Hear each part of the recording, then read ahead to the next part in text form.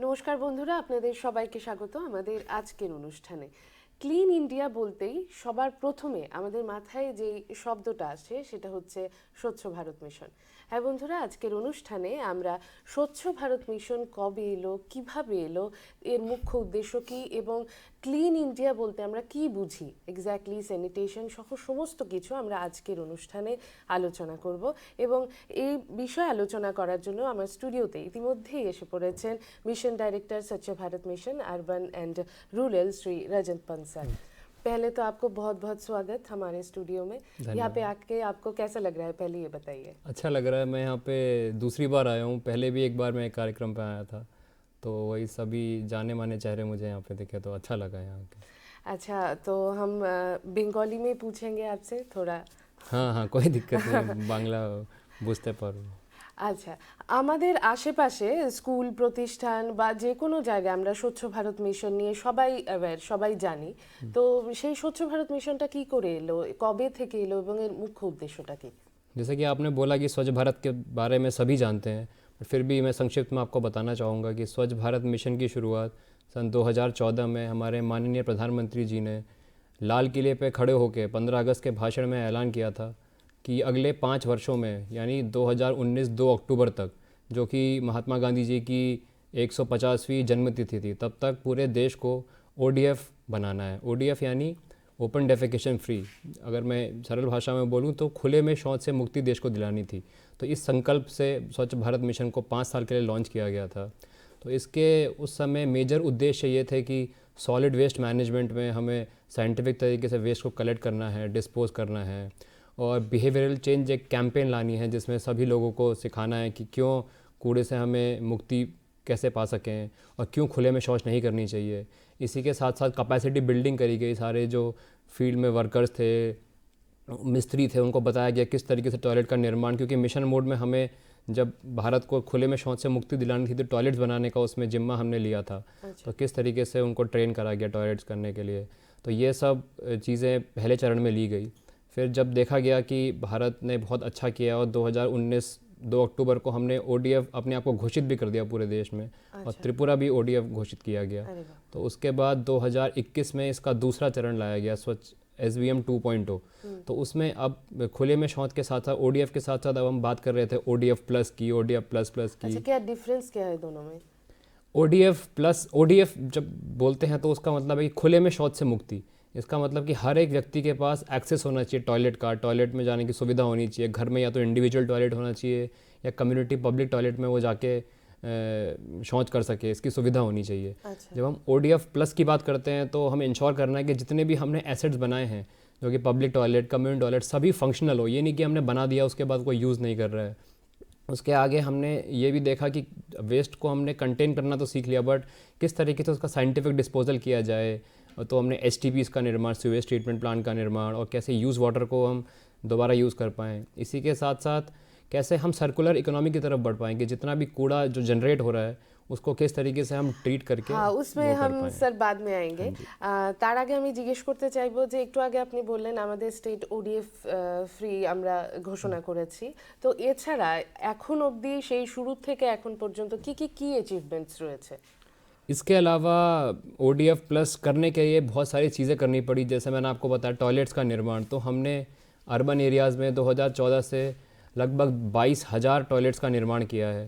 इसी के साथ साथ जब हमने कूड़ा वेस्ट कलेक्ट किया तो उसमें 2500 से ज़्यादा सफाई कर्मचारियों को रोज़गार मिला है, उनको जोड़ा गया वेस्ट मैनेजमेंट से, वेस्ट कलेक्शन से, जिसमें ये बताते हुए मुझे बेहद खुशी हो रही है कि 150 विमेन सेल्फ हेल्प ग्रुप्स का योगदान रहा, जिसमें 1300 से ज़्यादा महिलाएं इसमें हमारे साथ जुड़ी हैं और वो अपना योगदान दे रही हैं इसको क्लीन करने में। আচ্ছা, আর আরবান ত্রিপুরাতে এরকম কোনো জায়গা আছে কি যেখানে আমরা সমস্ত আবর্জনা ফেলে রাখি বা এখান থেকে মানে রেমেডিয়াল অ্যাকশন কি না হয় সেক্ষেত্রে?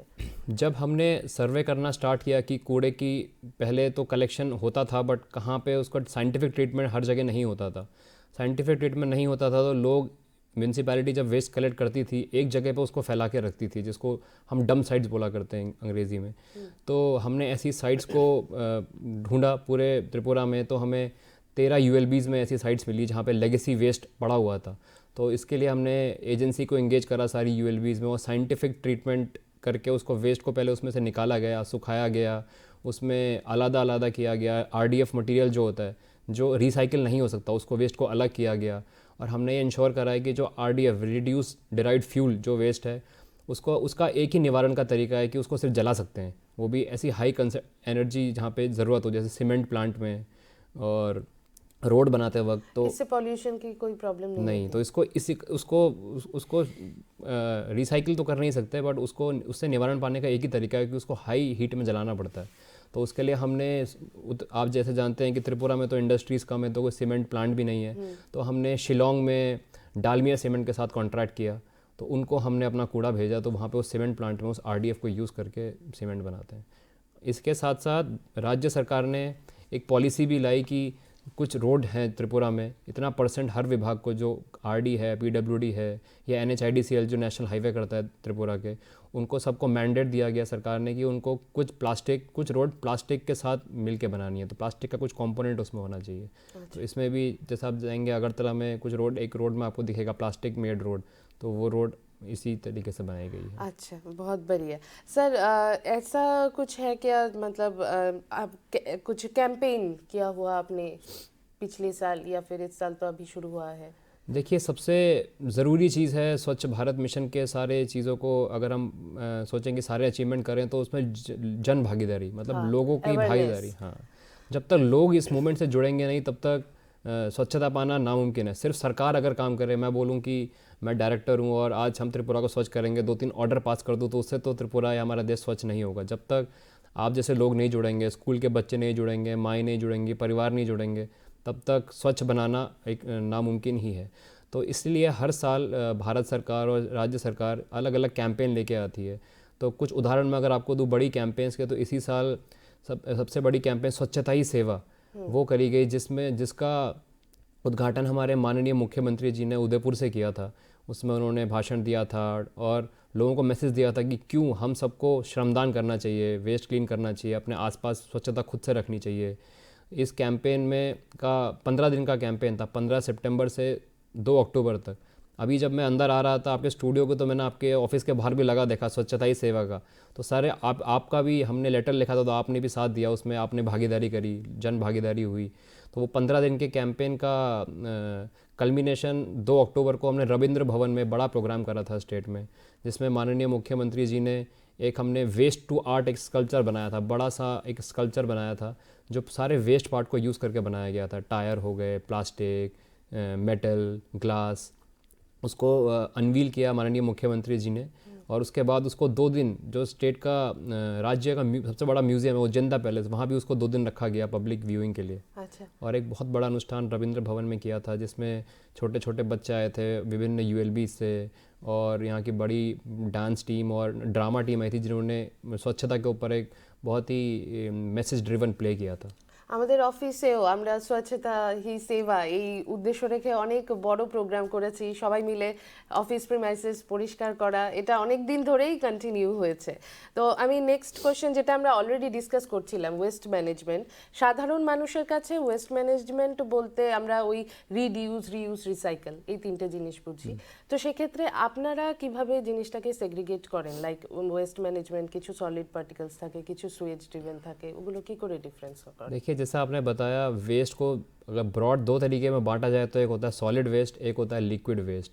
तो सॉलिड वेस्ट भी 2 भागों में बांटा जा सकता है, जो बायोडिग्रेडेबल वेस्ट और नॉन बायोडिग्रेडेबल। अगर मैं बांग्ला में बोलूँ तो पचनशील और अपचनशील, 2 टाइप का सॉलिड वेस्ट होता है। तो पचनशील वेस्ट वो होता है जो हम रोज़ खाने के चीज़ें वो करते हैं, सब्ज़ी है और जो भी खाना बच जाता है घर में एक्स्ट्रा होता है, तो वो सारा जनरेट होता है। आजकल दिखता है कि एक ग्रीन डस्टबिन होता है और एक ब्लू होता है, उसमें क्या? इसी के लिए हमने एक अलग से कैंपेन भी लॉन्च किया था, हरा गीला सूखा नीला। इसका मतलब 2 डस्टबिन हर परिवार को दिए गए, जिसमें एक हरे रंग का और एक नीले रंग का। हरे रंग में सारा पचनशील सामान है वो फेंका जाता है, और जो नीला डस्टबिन है उसमें सूखा, जैसे प्लास्टिक, पेपर, इन सबको फेंका जाता है। तो वेस्ट मैनेजमेंट की साइकिल में आए तो इसमें त्रिपुरा में हम 3 टियर मॉडल को अपनाते हैं, जिसमें फर्स्ट टियर में पहले हम वेस्ट कलेक्शन करते हैं। वेस्ट हर जगह जगह से अगर हम वेस्ट को उठाएंगे नहीं तो उसका निवारण कैसे करेंगे। तो इसमें योगदान देती हैं एसएचजी महिलाएं योगदान देती हैं। तो वेस्ट कलेक्ट करने के बाद उसको ले जाया जाता है सेग्रीगेशन सेंटर में ट्रांसपोर्ट करके, वहाँ पे उसको अलग अलग भागों में तोड़ा जाता है। जैसे बायोडिग्रेडेबल और नॉन बायोडिग्रेडेबल को अलग अलग किया जाता है। उसके बाद वेस्ट प्रोसेसिंग प्लांट में जाके हम उसको रिसाइकिल के लिए जो भेजा जा सकता है उसको रिसाइकलिंग के लिए भेजते हैं। जो चीज़ को डंप किया जाता है जैसे कुछ ऑर्गेनिक वेस्ट उसमें से निकलता है, इनर्ट मटेरियल होता है, उसको फिलिंग के लिए यूज़ करा जाता है। और जो आरडीएफ होता है उसको हम सीमेंट किल्न में, जैसे मैंने आपको बताया, वहाँ भेजा जाता है। अच्छा, तो ये कोई इंटर डिपार्टमेंटल काम करते हैं आप लोग, जैसे कि दूसरे डिपार्टमेंट के साथ भी एक साथ मिलके हम लोगों ने कुछ किया, मतलब कैंपेन, इसको अवेयरनेस बढ़ाने के लिए, ऐसा कुछ? जैसे कि मैं एमडी हूँ, अभी मेरे पास चार्ज है स्वच्छ भारत मिशन अर्बन और स्वच्छ भारत मिशन ग्रामीण, दोनों का मैं एमडी हूँ। तो हमने सोचा कि अगर जो हमारे अर्बन एरियाज़ में हमने सेटअप बनाया है, इतने बड़े, जो मैंने आपको बताया 3 टियर सिस्टम है, तीसरे टियर में हमारे पास बड़े बड़े वेस्ट प्रोसेसिंग प्लांट हैं जो हमने 18 यूएलबीज़ में बनाए हैं। तो वो इतने बड़े प्लांट हैं कि यूएलबी के वेस्ट को तो कैटर कर ही सकते हैं, उसके बाहर जाके वो जितना ग्राम एरिया का वेस्ट है उसको भी ट्रीट करने की क्षमता रखते हैं। क्या है ट्रीट करने में, मतलब ग्रामीण और अर्बन में थोड़ा तो डिफरेंस होगा? डिफरेंस ये है कि generation, type of waste generation different होता है। ग्रामीण एरिया में ज़्यादा जो वेस्ट है वो सिर्फ प्लास्टिक के इस टाइप का वेस्ट ज़्यादा निकलता है, क्योंकि जो वहाँ का बायोडिग्रेडेबल वेस्ट है, क्योंकि हर घर में आप ग्राम में जाते हैं देखते हैं कैटल्स होते हैं, गोरू होता है, छगोल सबके घर में होता है, तो वो लोग उसको भी फीड कर देते हैं। तो वहाँ पे वेस्ट का जनरेशन का टाइप है वो डिफरेंट होता है। यूज़ कर लेते हैं। हाँ, जो बायोडिग्रेडेबल पचनशील वेस्ट होता है उसको। बट अर्बन एरिया में वेस्ट का थोड़ा टाइप डिफरेंट होता है, वहाँ पे दोनों टाइप का ही आपको वेस्ट मिलता है, बायोडिग्रेडेबल भी, नॉन बायोडिग्रेडेबल भी। तो जैसे मैं आपको बता रहा था, इंटर डिपार्टमेंटल कोऑर्डिनेशन के लिए हमने पंचायत डिपार्टमेंट, आरडी डिपार्टमेंट और अर्बन डिपार्टमेंट ने एक MOU, memorandum of understanding sign किया है, जिसमें ये बोला गया है कि जो ग्रामीण एरिया हैं जहाँ पे बड़े एसेट्स नहीं हैं, तो वो भी अर्बन एरिया के एसेट्स को यूज़ करके अपने वेस्ट को ट्रीट करवा सकते हैं। तो अभी एमओयू साइन किया है, जो भी ग्राम में रहने वाले वासी हैं हमारे त्रिपुरा में, तो वो उनके घर के आसपास कूड़ा है तो वो ब्लॉक को, नियरेस्ट ब्लॉक को, पंचायत को बोले, पंचायत ब्लॉक को बोलेगा और ब्लॉक यूएलबी से कोऑर्डिनेट करके, उन्होंने पहले से एग्रीमेंट साइन करा है, वो अपना कूड़ा वहाँ भिजवा के उसको ट्रीट करवा सकते हैं। अच्छा, ये बहुत अच्छा স্টেপ है। मैं বলনা চাহুঙ্গি अभी স্যার, আমাদের যে মহিলা সশক্তিকরণ সেটা কিন্তু খুব প্রয়োজন। চারিদিকেই আমরা এখন উইমেন এম্পাওয়ারমেন্ট নিয়ে অনেক বেশি সরব হয়ে উঠেছি, কারণ অ্যাকচুয়ালি এটা আমাদের সোসাইটিকে অনেকটা আপলিফট করে।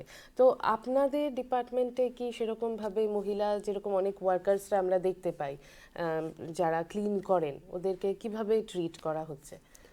देखिए, अगर मैं आपको सही मायनों में बताऊं तो जो महिलाएं हैं ये स्वच्छ भारत मिशन की बैकबोन है, मतलब रीढ़ की हड्डी। इनके भार, इन्होंने ही भार संभाला हुआ है पूरे मिशन का स्टेट में। तो जो ना सिर्फ जो आप सफाई कर्मचारियों की बात कर रहे हैं उसके मैं बाद में आऊँगा, बट सबसे पहले जो हमारे घर में माएँ होती हैं, बहनें होती हैं, जैसे कोई छोटा बच्चा होता है तो उसका फर्स्ट टीचर उसकी माँ होती है। अगर महिलाएं अवेयर हैं कि क्या कूड़ा है, कैसे फैलाना है, तो वो बच्चों को सिखाएंगी। जब बच्चे सीखेंगे तभी सोसाइटी सीखेगी। तो अगर हमने इतना अवेयरनेस फैलाई है, सारी महिलाओं को एंगेज किया है, सबसे पहले माँ, जो रोल है वो माँ का आता है अपने घर में। अगर वो अपने बच्चों को अच्छे से सिखाती है, परिवार को अच्छे से बताती है कैसा कूड़ा है, अलग अलग कैसे पचनशील या पचनशील को करना है, तो आधा काम तो हमारा वहीं ख़त्म हो जाता है। इसके बाद भी महिलाओं का योगदान वहाँ ख़त्म नहीं होता, पर वो इसके बाद हमारा, जैसे मैंने आपको बताया कि 2500 से ज़्यादा सफाई कर्मचारी हैं, जिसमें 1300 से ज़्यादा महिलाएं हैं। तो मतलब 50% से ज़्यादा महिलाएं इसमें एंगेज्ड हैं। तो सारी महिलाएं इस वेस्ट जा जाके घरों से कलेक्ट करती हैं, उसको वो सेग्रीगेट करती हैं, फिर उसको प्रोसेसिंग के लिए भेजती हैं। तो टर्शरी ट्रीटमेंट प्लांट जिनके बारे में मैंने आपको बताया, जो 18 हैं हमारे राज्य में, वो सब महिलाएं द्वारा ही चलाए जाते हैं। और इसके अलावा उनके सशक्तिकरण के लिए हम उनको हर बार पीपीई किट्स का प्रदान करते हैं। उनके लिए समय समय पर हेल्थ कैंप लगाए जाते हैं, हेल्थ चेकअप कैंप लगाए जाते हैं। और इनके साथ हम उनको इंश्योर करते हैं कि इन लोगों के पास तो एटलीस्ट आधार, आयुष्मान कार्ड, PMAY घर और IHHL टॉयलेट जो SBM में मिलता है, वो सब उनको मिशन मोड में दिए जाएँ। इसके अलावा इस इम्पोर्टेंस को देख के कि महिलाओं का इतना योगदान है और महिलाओं को ज़रूरत भी है, तो राज्य सरकार ने एक 85 मतलब 85 पिंक टॉयलेट का घोषणा करी गई है, जो अभी ULBs में बन रहे हैं, जो सिर्फ महिलाओं और बच्चों के लिए होंगे।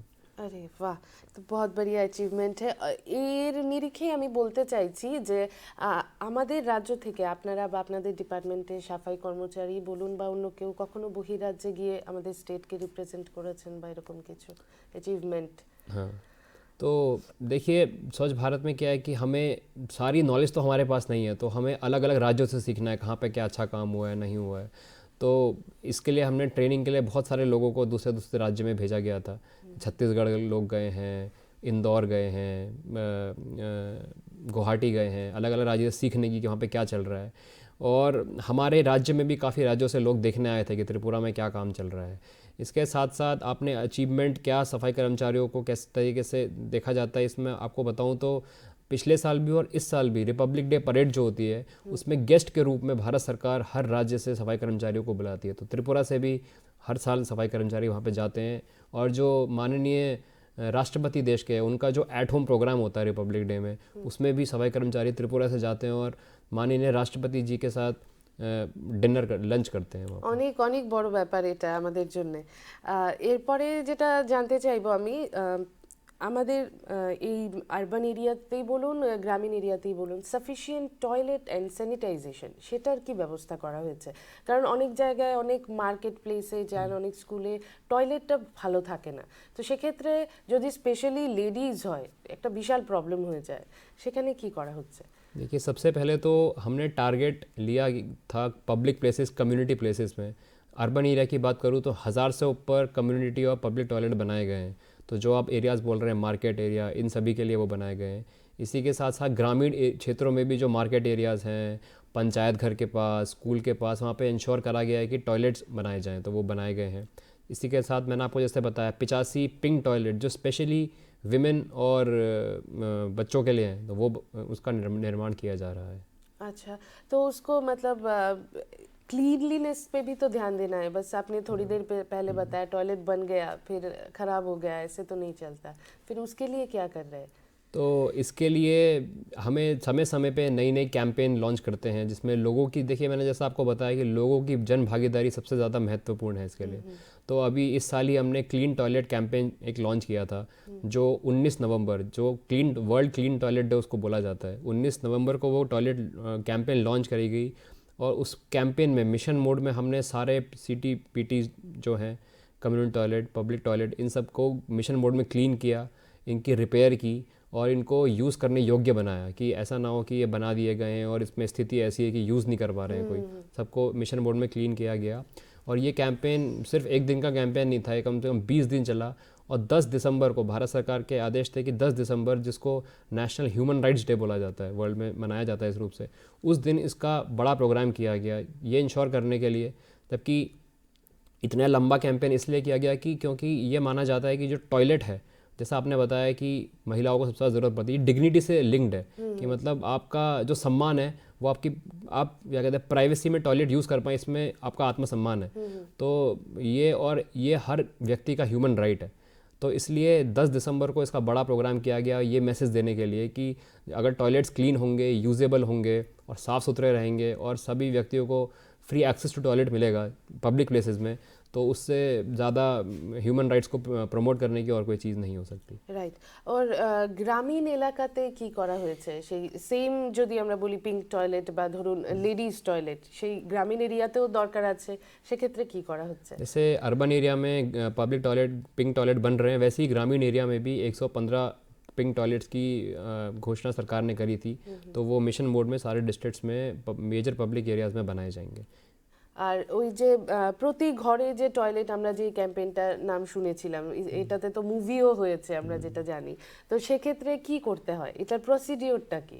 देखिए सबसे इम्पॉर्टेंट चीज़ जो थी ODF बनाने में देश के लिए, उसमें ये था कि हर घर में टॉयलेट हो। अगर आपके पास टॉयलेट का एक्सेस नहीं होगा, टॉयलेट नहीं होगा, तो जाहिर है कि आप खुले में जाके शौच करेंगे। अब खुले में शौच रोकने के लिए टॉयलेट बहुत अनिवार्य है। तो इसके लिए SBM के अंदर, जैसे मैंने आपको शुरुआती चरण में बताया कि हमने सारे जितने भी मेसन्स थे, मिस्त्री थे, उनको ट्रेन किया गया इस तरीके से कि वो टॉयलेट्स बना पाएँ। हमने ये इंश्योर किया है कि ग्राम एरिया में ट्विन पिट टॉयलेट बनाए, ताकि उसमें बाद में सुएज वहाँ से निकालने की ज़रूरत ना पड़े। मतलब 2 पिट उस टॉयलेट में पीछे होते हैं। पहले आप एक पिट यूज़ करते हैं, जब वो पिट भर जाता है तो अपने आप पाइप को दूसरे पिट में कनेक्ट कर देते हैं। फिर जितने समय आप 2-3 साल दूसरा पिट यूज़ करेंगे तब तक पहले वाले पिट का जो मल और मूत्र है वो खाद में परिवर्तित हो जाता है। ओके। तो उसको आप फिर अपने एग्रीकल्चर में यूज़ कर सकते हैं। इससे आपका क्या होता है कि आपका, जैसे आप जानते हैं कि 2013 में manual prohibition of employment as manual scavenger and the rehabilitation act Bharat सरकार लाई थी, जिसमें मैनुअल स्कैवेंजिंग, जिसको हिंदी में अगर बोलूँ कि एक आदमी दूसरे आदमी का अपने फिजिकली मल मूत्र छुए, उसको ट्रांसपोर्ट करे, ले जाए, इस पर सख्त पाबंदी है। पाबंदी मतलब ये क्रिमिनल ऑफेंस है। अगर किसी ने मैनुअल स्कैवेंजिंग के लिए किसी को फोर्स किया तो क्रिमिनल ऑफेंस है। तो इस सब चीज़ों से बचने के लिए हम ग्रामीण एरिया में प्रमोट करते हैं कि ट्विन पिट टॉयलेट्स का निर्माण हो। और हमने यूएलबीज़ में जहाँ पे सेप्टिक टैंक्स होते हैं, ये हमने इंश्योर करा है कि हर यूएलबी को सेसपूल व्हीकल दिया जाए, जिससे क्या होता है, आपका अगर टॉयलेट भर जाता है तो आप यूएलबी को कॉल कर सकते हैं। उस कॉल करके आप वहाँ पे जाके बोल सकते हैं कि मेरा टॉयलेट भर चुका है, मुझे उसको क्लीन करवाना है। तो मशीन आती है, बड़ी गाड़ी आती है, जिससे वो वैक्यूम सेक्शन से उसको वो खींचती है और टॉयलेट क्लीन करवाते हैं। और कोई भी इंसान किसी भी तरीके से दूसरे के मलमूत्र को नहीं छूता। Okay okay. और एक बात जो हम लोग थोड़ी देर पहले डिस्कस कर रहे थे, वो कैंपेन वाला। गवर्नमेंट ऑफिस में कभी कभी देखते हैं कि हम टॉयलेट्स ठीक से नहीं होते, जो पब्लिक एक्सेस के लिए होते हैं वो ठीक से नहीं होते, वहाँ आप लोगों ने क्या किया? देखिए, सिर्फ अगर हम स्वच्छ भारत मिशन लोगों के लिए बनाए तो ये तो कोई मिशन नहीं है जिसमें सिर्फ जनता काम कर रही है लेकिन सरकार कुछ नहीं कर रही है। सरकार सिर्फ ऑर्डर पास कर रही है। तो हमारे माननीय मुख्यमंत्री जी के विजन के अंदर हमने ये, सर ने हमें बोला था कि इस तरीके का कोई कैंपेन होना चाहिए जिसमें सारे गवर्नमेंट ऑफिसेज भी इन्वॉल्व हो। हम इंश्योर करें कि हम जहाँ बैठ रहे हैं, एटलीस्ट जैसे मान लीजिए आप एक दिन में 24 घंटे होते हैं, उसमें से 8 घंटे आप सोते हैं, 16 घंटे आप जागते हैं, जिसमें से आप 8-9 घंटे ऑफिस रहते हैं। मतलब एक दिन में 30% of your time you spend in your office. तो 30% समय आप जब अपनी जीवन का ऑफिस में बिताते हैं, तो आपको ये जाहिर है कि आपको अपना आसपास का वातावरण साफ रखना है। तो इसी उद्देश्य से हमने clean office green office campaign शुरुआत करी, जिसमें हमने सारे departments, DM office, SDM office, BDO office और जितने डायरेक्टरेट हैं, जितनी यूएलबीज़ हैं, सबको हमने कुछ पैरामीटर्स दिए कि उनको इंश्योर करना है उनके टॉयलेट्स क्लीन हो, उनके ऑफिस में रेड या येलो स्पॉट्स ना हो। रेड स्पॉट्स मतलब जब पान थूक देते हैं लोग तो दीवार में रेड स्पॉट आ जाता है, तो रेड स्पॉट सारे क्लीन कर रहे हैं। येलो स्पॉट्स मतलब एक ही जगह में अगर टॉयलेट को यूज़ करता है दीवार पे किसी जगह पे तो वहाँ येलो स्पॉट पड़ जाता है। तो रेड और येलो स्पॉट से आज़ादी। और इसके अलावा हमने इंश्योर करा कि हर ऑफिस में नीला और हरा डस्टबिन होना चाहिए, ताकि और मैसेज के साथ कि क्या क्या हरे वाले डस्टबिन में आप डाल सकते हैं, लिस्ट के साथ। उसमें लिस्ट करेंगे कि केले का छिलका, जैसे ऑफिस में सब लंच करते हैं लोग अपना टिफ़िन लाके, तो उसमें बचा हुआ राइस और रोटी, सब्ज़ी, केले का छिलका, फल, मछली, ये सब चीज़ें हरे डस्टबिन में, और नीले डस्टबिन में पेपर, पेन, प्लास्टिक, पॉलीथीन, ये सब नीले डस्टबिन में। तो ये भी हमने इंश्योर कराया।